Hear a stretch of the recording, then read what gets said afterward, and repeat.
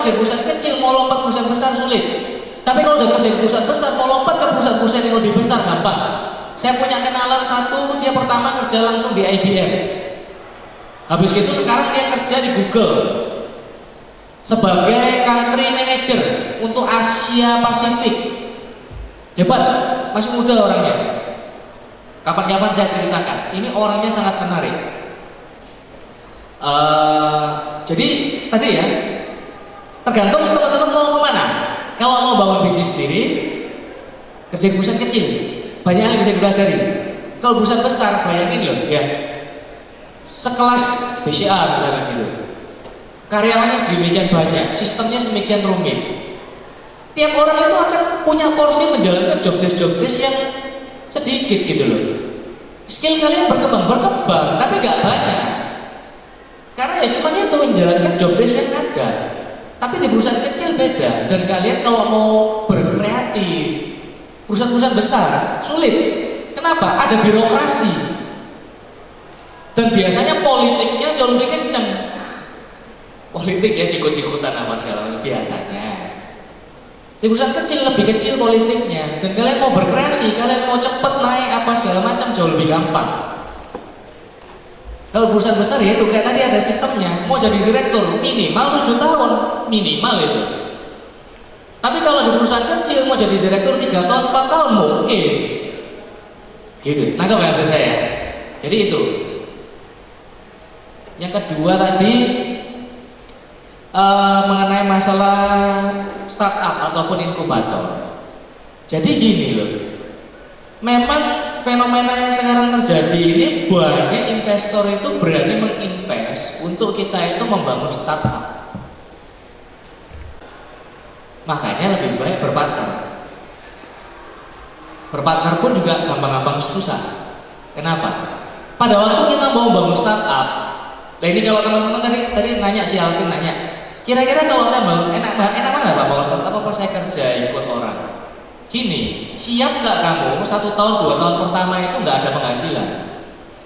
Kalau siap berarti bangun startup aja. Kalau nggak siap, mending kita kerja ikut orang dulu. Itu jawabannya. Karena kita bangun startup, 1 tahun 2 tahun pertama itu mungkin siap-siap aja penghasilannya itu 0. Saya sendiri punya passion dan punya visi ke depan mau bangun tentang bisnis IT, dan ini saya senang nih teman-teman punya semangat seperti ini. Di kampus-kampus lain ya, di kampus-kampus lain nih saya waktu presentasi. Kan fenomena sekarang ini orang IT setelah lulus IT itu kan nggak mau ngerjain IT lagi. Banyak loh di kampus-kampus lain ya, saya nggak tahu kalau di Bali saya. Alasannya kenapa? Wah stres Pak, susah Pak, trauma Pak, gitu ya. Trauma. Ya saya nggak tahu gimana, tapi banyak yang berpikir seperti itu kan. Tapi satu hal teman-teman, kalau kita lihat ya, mana ada sih kerjaan di dunia ini yang kerjanya santai-santai, nggak usah kerja keras, nggak usah mikir, dapat hasilnya besar, ada nggak? Nggak ada. Contoh paling simpel lah, kerjaannya programmer sama apa namanya data entry. Oh data entry jauh lebih simpel ya, nggak usah mikir kan gitu, tinggal input data aja gampang. Tapi gajinya bagaimana gitu loh. Sama halnya dengan kita di bidang IT, memang kelihatannya sulit, malas, capek. Tapi teman-teman perhatikan, semua orang-orang kaya yang masih muda, orang-orang kaya gitu ya, yang masih muda, yang bangun bisnis sendiri, semua 100% dari industri IT semua. Gak ada yang di luar IT. Nah, karena fenomena ini terjadi aneh. Orang sudah enak-enak masuk di IT, tiba-tiba setelah lulus IT males ngerjain IT. Loh banyak orang itu loh kepingin terjun ke IT. Nah teman-teman mikir kenapa kok investor-investor itu mau bangun startup apa segala macam? Kemungkinan besar karena dia bukan background IT, dia nggak bisa bangun sendiri. Jangan dipikir investor-investor itu orang IT semua loh. Banyak yang bukan orang IT justru. Kenapa ya? Karena mereka nggak ada background IT. Nah yang justru background IT malah nggak mau terjun di IT, ya salah menurut saya gitu ya.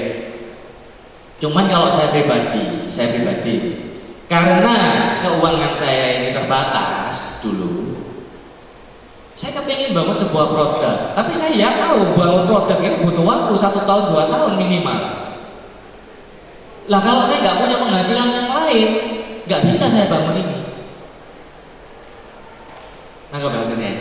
Jadi ya enak mana ya tergantung siap nggak kita 1 tahun 2 tahun pertama itu kita bleeding. Dan jangan dikira, sekali lagi jangan dikira perusahaan-perusahaan yang sekarang besar dapat dana apa segala macam mereka ini nggak bleeding. Tokopedia misalnya itu bleeding sampai sekarang. Gojek itu bleeding juga. Traveloka sama bleeding. Semua startup seperti itu bleeding semua.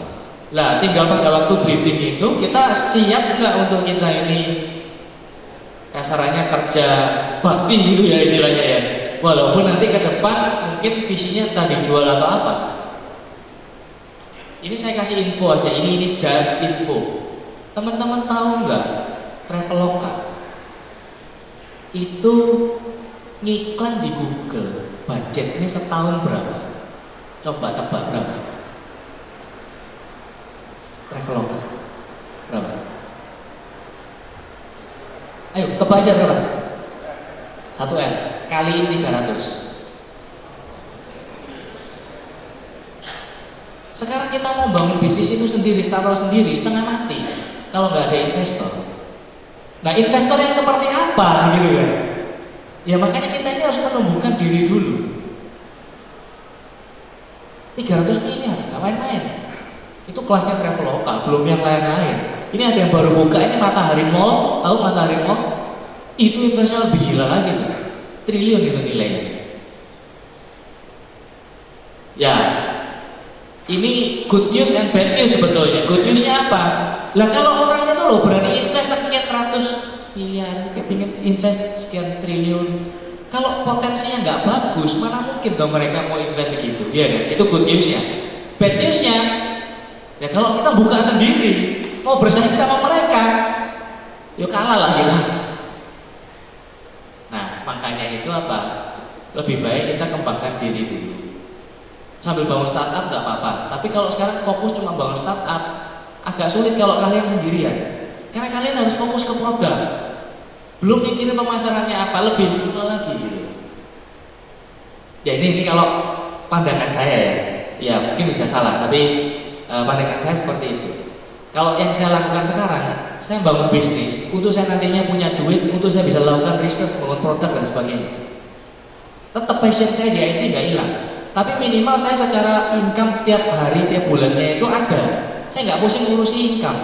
Sehingga saya melakukan itu, saya tahu berapa tahun nggak dapat duit nggak apa-apa. Lah kalau kita sekarang nggak ada pekerjaan lain atau nggak ada bisnis lain, bangun itu nggak dapat duit ya matilah, makan apa kita gitu. Nggak ya maksudnya? Itu sih. Tapi thank you pertanyaannya itu tajam sekali. Saya appreciate pertanyaannya. Oke, ada lagi yang mau tanya? Mungkin ya. Cewek ya? Oh terserah. Mas jawabannya. Ini gini ya, saya kasih teman-teman ini kesempatan. Saya sendiri nggak apa-apa, mau sampai agak telat nggak apa-apa. Cuman kan ini jamnya makan siang. Kira-kira sampai jam berapa? 12:30, oke? Halo? Ya oke, ya kok ini ya. Oke. Assalamualaikum. Nama saya Fahri dari sistem komputer juga. Nah, saya berpikir yang tadi soal waktu yang awal kan kita memilih kayak bidang karir. Awal tadi potensi IT itu sangat besar ya Pak. Sementara dunia IT juga banyak bidang-bidangnya. Saya pasti banyak juga di antara kita yang bidang ilmunya dengan bidang yang hobinya beda gitu.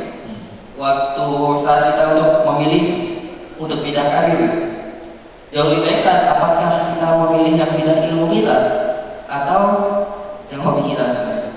Kalau prefernya Bapak. Terima kasih. Assalamualaikum. Oke.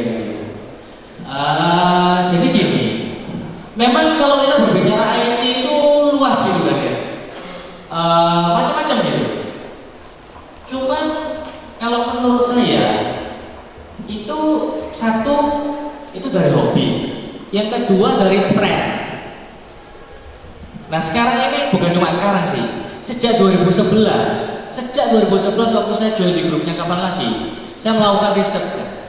Saya tuh udah tahu bakal ke depan dari saya 2012 ya, 2011 ya, ke depan itu yang bakal boom itu adalah mobile apps sama website. Itu yang bakal boom. Itulah kenapa banyak orang berlomba-lomba invest dan sebagainya. Itu karena itu. Jadi kita juga mesti ngelihat tren. Nah, bisnis yang model seperti apa ya? Kita lihat ya trennya bagaimana. Ke depan bakal berkembang atau enggak? Misalkan kita buat apa ya? Misalkan yang simple lah ya. Saya belum kepikiran kalau IT yang seperti apa. Tapi misalkan kalau kita melihat bisnis mesin tik lah misalkan gitu, mesin tik yang manual itu loh.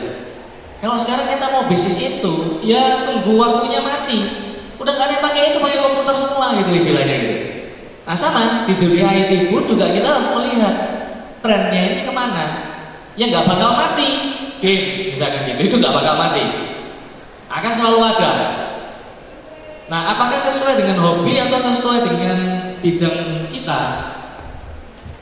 Kalau saya bilang ya, sebetulnya pada waktu kita kuliah, ilmu yang benar-benar kita bisa terapkan di dunia kerja itu sebetulnya nggak banyak. Jadi sebetulnya saya kepingin supaya teman-teman jangan mengkotakkan diri kita.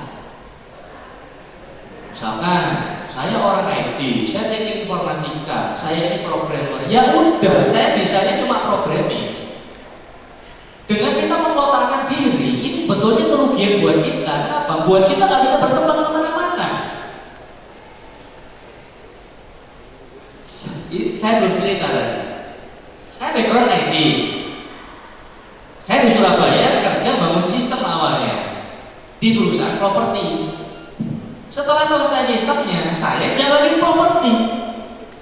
Jadi sistem itu paling selesai 6 bulan, 9 bulan. Habis itu saya jalanin properti selama 3 tahun. Habis dari properti, saya ngerjain bisnis rekrutmen. Loh apa hubungannya? IT-nya nggak kepake. Saya kerja bisnis rekrutmen. Di ACE pun ini sebetulnya kita mengerjakan bisnis rekrutmen. IT-nya nggak kepake. Tapi saya punya visi juga untuk bangun bisnis-bisnis di bidang IT. Ya, sekarang ada sih beberapa. Salah satunya yang fokus di augmented reality. Namanya monsterAR.net. Monster AR. Ya, kalau teman-teman browsing ya, augmented reality Indonesia ya, kita ada di halaman pertama, Monster AR. Jadi ya ada tipsnya sih, tapi saya nggak sharing sekarang tentang bagaimana cara membangun itu. Intinya adalah jangan mengkotakkan diri kita. Biar diri kita ini bisa berkembang sebesar mungkin. Jangan membonsai diri kita. Jadi apa yang kita pelajari itu kita jadikan salah satu dasar untuk kita berkembang. Tapi akan jauh lebih bagus kalau itu sesuatu itu kita punya passion di situ. Kita hobi. Misalkan ya, ada orang nih dari dulu itu nggak suka accounting, misalkan gitu. Tapi orang tuanya maksa dia jadi accounting. Setelah lulus mau nggak mau dia ngerjain accounting. Bayanginlah, kalau orang kerja itu nggak happy, orang kerja itu nggak ada passion, bagaimana dia bisa maksimal? Apakah karirnya bisa berkembang? Bisa, tapi nggak akan bisa maksimal. Karena apa? Tiap hari itu kerja dengan beban. Nah kalau seperti ini misalkan apa yang saya kerjakan, saya kerja dengan enjoy. Saya pulang kerja dari kantor rata-rata jam 10 jam 11 malam tiap hari.